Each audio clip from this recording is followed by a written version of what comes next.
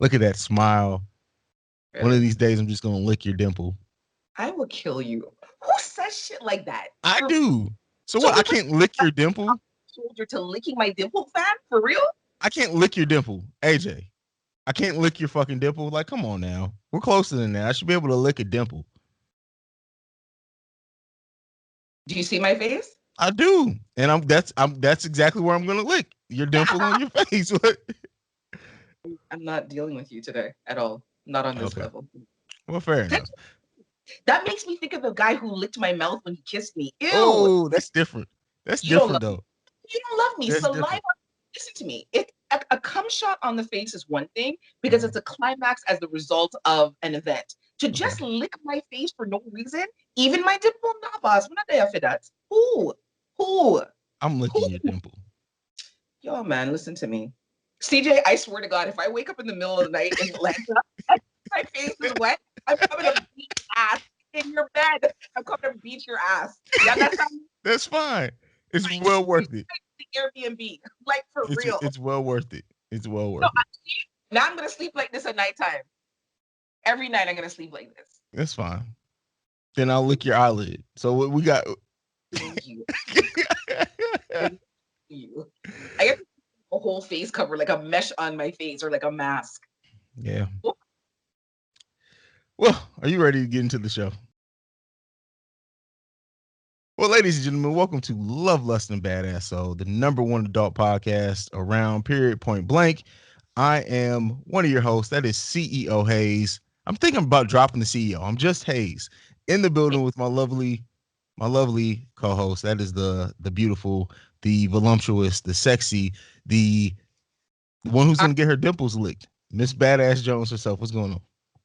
we're not doing the licking dimple situation. CJ, I am. today, what's today? July 2nd? Yeah. Member material, please, sir. At 7:24 p.m. or 7:25. If I wake up and my dimple is wet and feels like it's been licked in my sleep, I'm gonna fight you. Wow. I mean, that's fine. We can fight. That's Wow, and while we fight, I'm gonna lick your dimple again. So it's just gonna be I would kill you. Murder in Atlanta. That would have to be the name of the show. Murder. Murder in Atlanta. What? Yo, listen to me. Don't play around. You see, I'm crying. Woo. Whew. Well, AJ, me and you took New York City by storm. I know it's Yeah. been like a little over a week since it happened. What how are your feelings now? A week away from New York, like that whole experience, whole weekend. What do you think about It was a great week. Well, let's say 95%, no, 98% of it. Sorry. Okay, let's start again. The experience of New York itself was fabulous because it's always fabulous. We had some issues with our Airbnb that, it's whatever. But the podcast conference was amazing. The networking and connections we made were amazing. I actually got to see somebody off of that I'm acquainted with from Instagram in person, which was very, very dope. We found a great space. CJ, the space was phenomenal. And just even contemplating like with that, and then of course hanging out with you and getting to see you is always the highlight and like the icing on the cake and the little cherry them and the little sprinkle them on top. Um, and that Mexican restaurant we went to with the margaritas of madness. It was just a really great weekend overall. it? Yeah. What about That's, you? How are you feeling? You did a great job on the panel, by the way. thank you. Yeah, I was at a high in New York City. I think that being away, stepping back from it now, I'm really able to just appreciate the experience for what it was to be able to do my thing, of course, but to be able to also make genuine connections. And it was just a room full of positive people. Like the panels that we did get to see were really good. Yeah, and getting to see hype. We can't not mention hype. Yes. So that was Yeah. just that was amazing. Hype. Yeah, it was a lot of fun. Just overall hanging out, and I was being a brat towards the end of the night. I think also because I was a little bit high. So we walked and we got pizza, which is always New York. There's just something about New York pizza, and it's like any corner pizza joint that you go to. It's just fantastic, Hmm. fantastical. New York is always a great experience. It really Yeah. is. It really was a great experience. And, you know, Airbnb aside, it was a great experience. Yeah. Yeah.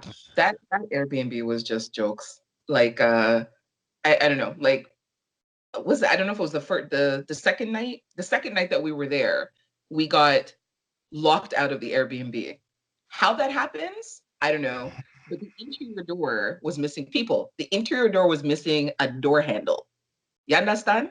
So it was locked in such a fashion, I guess like the latch didn't push inward, it pushed outward. And if you were on the inside, I guess you could push it forward. So we were pretty much on the people's sidewalk, into people's Crown Heights, Brooklyn, for a good little while until the owner or property manager of the Airbnb came. Like just one set of fuckery and shenanigans. But you know what though? At the end of it all, one of the things that I most appreciate about you and I, like our relationship, we made it work. And there was no, like, that part was just some bullshit, but the overall experience, because you and I are who we are and the way that we mesh and we jive, it didn't even matter. It just didn't even matter. Yeah, yeah. I mean, we made it. Of course, it could have been a much worse situation, but it is what it is. How We was still your had fun. Hmm? Bello in New York? Yeah, Yeah. yeah. What about it? I said, how was your hangout with Bello Oh, yeah. it was cool. It was cool. It was fun. Too much alcohol. I'm surprised you didn't fuss at me when I got back about like, oh, you were knocked out about me like smelling like tequila. You did, but I was so invested in my sleep at that point in time, it just didn't even matter. Hmm. As long as I knew that you came in and you were safe, and that's all that really mattered, and it was good. I don't know what time it was. I just knew that you were back, you were safe, and I could go back to sleep, and we were chill. That's it. That's cool. Well, let's get into our topics for this week. Are you ready for the fuckery? All right. So this first story is sad and shocking. So, a woman, her unborn baby was killed, and she was indicted on the death. And to kind of add some of this, the story to it is that she was shot, correct? She was shot. Yeah, she was Yeah, shot. she was shot, and they charged her because they said she initiated the argument that led to her getting shot. Now, in my world, if I argue and scream at you all day, AJ, and you pick up a gun and shoot me, that's on you for escalating it, right? So So, for her to be charged with manslaughter because she got shot and her baby died, I don't understand this at all. so I pick a fight with you. I'm pregnant. Doesn't make a difference, right? Even if I keep poking and pushing at you and what have you, you still have the choice to walk away, not go pick up a fucking gun and shoot me in my abdomen and kill my unborn child. So because I instigated the fight, but you had the gun, I'm now being charged with she wasn't carrying the gun. She didn't pull a trigger. The gun didn't fall out of the other person's hand and she picked it up accidentally. I don't know, like if there was a scuffle, it doesn't talk about that kind of stuff. But not only do you lose your unborn child, right? You've been shot, which in and of itself is a traumatic experience. And I get her wrongs. And you're pregnant, keep your ass quiet and stop arguing with people and don't be fighting with people. And I know we see women do that shit all the time, and they're not thinking that they're gonna get boxed back, or they're not gonna get licked on, or the car's not gonna run them over, or a bitch is not gonna beat their ass because they're pregnant. It never works out that way. I get all of that. But at the end of the day, there's an individual carrying a gun that pointed a gun at a pregnant woman and fired the gun at a pregnant, unarmed, unarmed woman. What possible threat could you have perceived from a pregnant, unarmed woman that would precipitate you picking up a gun and shooting her? So she's lost her child. Now she's being charged with manslaughter and faces fucking jail time? CJ, which blood clot planet does that happen on? Because it couldn't be Earth. It couldn't. America's not a real place. America can't be a real place. I know people used to say Jamaica can't be a real place because of the fuckery that happens with Jamaica, and sometimes Napa one that still. But America can't be a real place where something like that could actually happen. Yeah, and you know what's funny is that the person who shot her was actually charged also, but it was dismissed. The grand jury dismissed. They didn't indict her. But the mother who got shot got indicted. Sorry, the unarmed, you're forgetting that part. The Yeah, woman the was on. underarm mother. The unarmed mother who got shot was charged with the death of her unborn child. Another person shot her. CJ, I don't even know. Like, there's no, like we can usually offer some sort of out or some sort of, well, yeah, it could be. No, this one is just straight fuckery, like straight fuckery. This woman lost her child. She was shot, which is traumatic in and of itself. You know what I mean? Her life was threatened because she could have died. And now she's going to jail, never having pulled a trigger. It's not like she picked up a gun and tried to kill the child inside of her belly as a means of abortion because of laws or whatever. She was shot by a whole other fucking person, a whole other person. And this person got off. I don't understand. And I know that some laws are like state by state in America, and which I still just don't understand. But man, oh man, if oh man, honestly, that just that's like for me when Zimmerman got off. You clearly shot this young man, an unarmed young man, because he was walking in your neighborhood, and you got off. Like it's that kind of bullshit that I just don't understand. And there are days where I'm like, yeah, I want to move to the States. And then when I hear this kind of fuckery, I say, let me keep my ass in goodly Canada, yeah. Let me just stay put where I am, where at least the laws here kind of make sense, because I guarantee that shit couldn't happen here. You have a gun and you point it at somebody and you shoot and attempt to kill. She attempted to kill the woman. Like, okay, so take out the fact that she was pregnant and there was this fight or whatever. When you're actually thinking about it and you're breaking it down, she tried to kill this woman. It's not like she was necessarily aiming at her belly. It's just that the shot caught her belly. So she tried to kill this woman and missed and hit the unborn child. Did nobody take that into consideration? It was Yeah. fucking attempted murder. It's attempted murder. I can't. I don't think America's a real place. It's like pure fuckery has been happening there since Trump came into office. I swear to you, because I can't in my life remember this much fuckery happening in the U.S. of America. Maybe it's just never been reported, but I can't remember a time where so much stupidity and stupid things and fuckery was happening in the U.S. Let's move on to the next video. This one's at least a little bit funnier. Thank God. Um, so this is a video that you sent me, and in this, the question is posed: can I have a wife and still be friends with another woman? So the guy who's in this video goes in to just say, what was it like? He's like, He's friends with someone, and now he's caught up in the hotel. Like he doesn't have time to get caught in the hotel by his wife or whatever. My thing is like yeah, that was very specific. that was so specific that literally that had to be what happened to him. Like he wasn't just saying in general. He was telling his personal story of why he can't be friends with women while he's married, because that was just way too fucking specific. AJ. Yeah. People's insecurities about the opposite sex, it's just strange to me. It's like if there's a line in the sand where you're friends with the person, what is the problem? But I also feel like, okay, so if your best friend happens to be of the opposite sex and you get married, does that mean like you have to stop being friends with your best friend because like now you've got a wife and you can't hang out and chill? And even if you ended up in a hotel room, like what could possibly happen or what should happen in that situation that would not allow you to continue to have that friend? Like it's just crazy to me. Like they're just lines, that people are not understanding or not respecting, or insecurities that are being coddled unnecessarily. Like that's insane to me. I think part of his rationale or his reasoning is that you have some women who, like, if they know that you're a really good guy, right? And you have your wife and you talk about, oh, I bought my wife flowers and I gave my wife a foot massage and I drew her a warm bath. Oh, and I cooked for her this weekend because I know she's really tired. Or, I ran lunch to her job because I know she forgot it.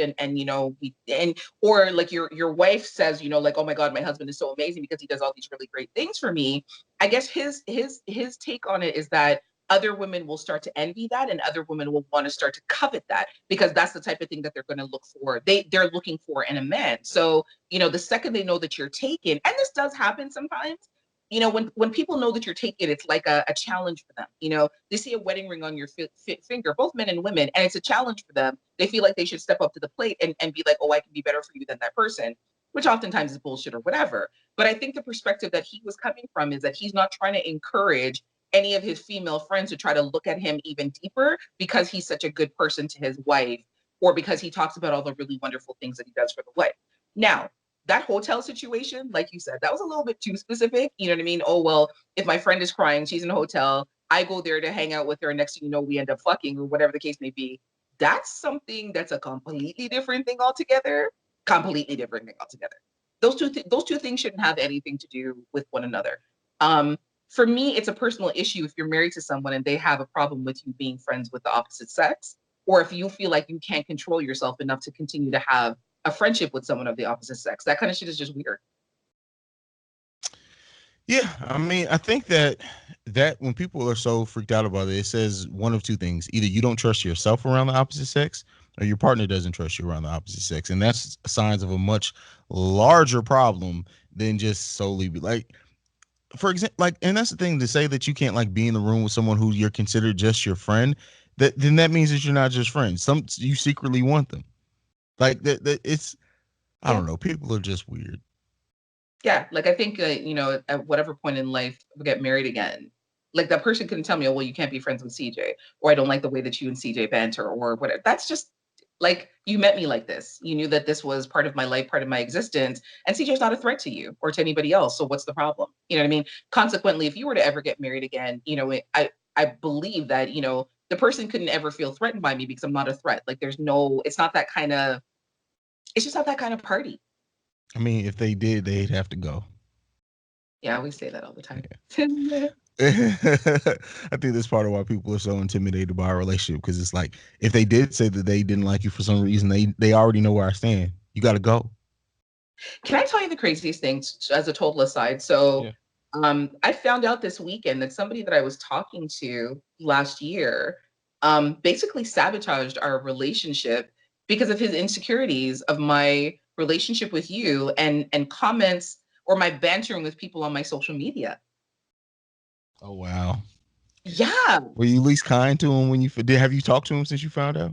No, I honestly, I was driving and I was so astonished when he said it that I was like, I gotta go. I can't talk to you. I gotta go. I haven't talked to him since. This was over a week ago. And so I was talking to a friend of mine about it. And her response was, you know what, at least he had the wherewithal to recognize his wrong and at least articulate it to you. A lot of Yeah. people can't do it. It's like, yeah, fuck that. You ruined what could have been a beautiful relationship because of your own insecurity instead of talking to me about it at the time. And mind you, this was more than 6 months ago. You just didn't say anything at all and let it all get fucked to hell because of your issues with somebody that I was friends with the opposite sex, and then people that I am friendly with or banter with on my social media who are of the opposite sex, which is just retarded to me. It Yeah, kind but of like is the same thing in this situation. Like that's just dumb. look at it this way though. At least in that situation, he had the sense to remove himself rather than make it, because it could have been a lot worse. He could have stayed around. Things could have got weirder. Tension could have been built up. He realized, you know what? I have a problem with this. I know she's not going to change because this is part of her. I maybe even felt I don't have the right to ask her to change it, so I'm just going to remove myself. Yeah, I'm trying to see the positive in it, but I'm not there yet. I'm not in a forgiving space yet because I just uh, think that was some bullshit. this Because for the longest time I thought that I did something wrong. Like I thought mm, that, maybe just I wasn't right or the right one for him or the no. So I know that it wasn't me. It was him. there you Fuck. go.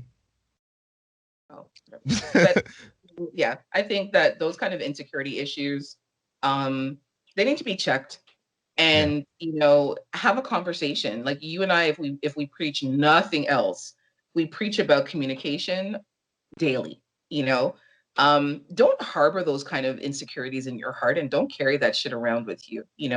And if you feel like you cannot maintain a platonic friendship with someone while you're married, then yeah, maybe you don't need to be. But to make a blanket statement that no man should be friends with a woman um while he's married is just absolutely retarded. So what, are you supposed to just hang out with your sisters and your cousins and your mom? Don't be dumb. The world doesn't work that way. Yeah, people are so weird nowadays. Soon it's gonna be that some people feel like they can't have friends at all because there's so many bisexual people now. So you're not gonna be able to have friends. You Yeah, you just don't know that gender fluidity or yeah, the sexual fluidity. You don't know who's coming or literally coming or going. yeah. So AJ, before we tell these people good night, I don't have nothing, but I'm happy that we're back. I know that we not skipped, we missed a week and we had some downtime in between everything else, but I'm happy to be back. If Yeah, not, I mean, I think too that it's important to realize. Yes, we love being consistent. We love having you guys episode every week. But honestly, sometimes we do need to just take time to ourselves, and that's what that was. We went to New York. We killed it there. We tried to get something recorded there for you guys. It kind of fell through just because of everything that happened over the course of the weekend. But then afterwards, I went on vacation with the family this past weekend. You went to Virginia after New York. Like we honestly just we deserve that time refreshes us to come yeah, back better than ever. So absolutely. Absolutely. And with that being said, coming back better than ever, it's July, people. We are yes, 25 days away from our live in Atlanta. CJ, CJ. I know, right? 25 days. I need to get my hot girl summer body together. I need to start doing more sit-ups. With you. Did you say I you're got to hot? yeah, I gotta be a bad bitch for this live show. I gotta be a bad bitch because my pajamas are pretty revealing, so I gotta make sure my print's right. All that good stuff. Yeah, like there's still, I feel like there's gonna start being more of a buzz in terms of people's outfits and what they're wearing, and that kind of thing. I know you and I are gonna, basically mush down the place when we come out on the stage and all them things, but definitely looking forward to it. I think a lot of people are gonna be at this event, and it's just gonna be an awesome fucking time because the weather is hot and naked encouraging down in Atlanta. So, for those of you who don't know, and those of you who do, and you've been waiting, we have our cool and deadly unadulterated fuckery 4.0 that's happening Saturday, July the 27th, live in Atlanta. We have 6 great sponsors on board. We have Erotic Boudoir, who is back with us, the supplier and purveyor of all things erotic in terms of sexual needs, toys, lube, advice, and otherwise. We have a phenomenal artist out of Atlanta, Gerard Arts, who will be there with his erotic paintings, and we'll also be raffling 2 prints that are being supplied by him. We have condom samples for everyone. We have a great sponsor, Royal Natural Condom, who has provided us with condom samples in chocolate, strawberry, and natural for all of our guests. We have Trap and Healthy Juices, which will be in the house, and he is going to be bringing samples of his cold pressed juices for everyone to try, as well as large size, regular size bottles for people to purchase, and his juices are absolutely phenomenal. Of course, we have Vodkilla, who is back with us, and we will be serving our signature drinks, the Red Bearded Assassin and the Murder Pussy. If you weren't in DC and you haven't tried our drinks, you definitely, definitely need to try those. And that's courtesy of Vodkilla. And last but certainly not least, we have a natural skincare line who is also on board that will be there. Helping you to get your skin right, helping you to get your body all oiled up and greased up and looking proper. And that is Bishi Cares. And My fault. oh, I was on the what's that? Yeah. So yeah, definitely come check us out. You can purchase tickets on Eventbrite. The link is there either on our Love, Lust, and Badass Soul page. It's also in the link tree links on both CJ's page and my page, and it gives you all the information that you'll need about the show. And outside of that, you can catch all of our episodes on, my goodness me, where are we? Spotify, iHeartRadio, iTunes, Spreaker, Stitcher, Anchor, and through Red Circle. You can find us on social media at Love, Lust, and BAS on our Twitter and on our Instagram. CJ will give you the phone number for people to call, even though I keep telling people weekly to stop calling.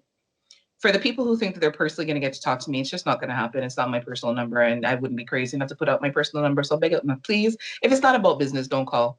And you can also email us any questions, topics that you'd like for us to tackle. You can send us an email at lovelustandbas@yahoo.com. Me personally, you can find me on Instagram at badass_Jones_, and I'm also on Twitter at that Jones Kid HJ1. And you can, that number that AJ referred to is 614-547-2039. You can leave a voicemail for the podcast. And make sure you also following us on Patreon as well. Go and subscribe there where we're delivering extra content once a month. I'm at I have an idea for something special for Patreon, but I'm not gonna say it here. I'll talk to you about it next week, AJ. But you can follow me at CEO Hayes. That's CEOHAIZE. That's it. It's been another episode of Love, Lust, and Badass. So we love each and every one of our beautiful and sexy lusties. We'll see you guys next week. Peace.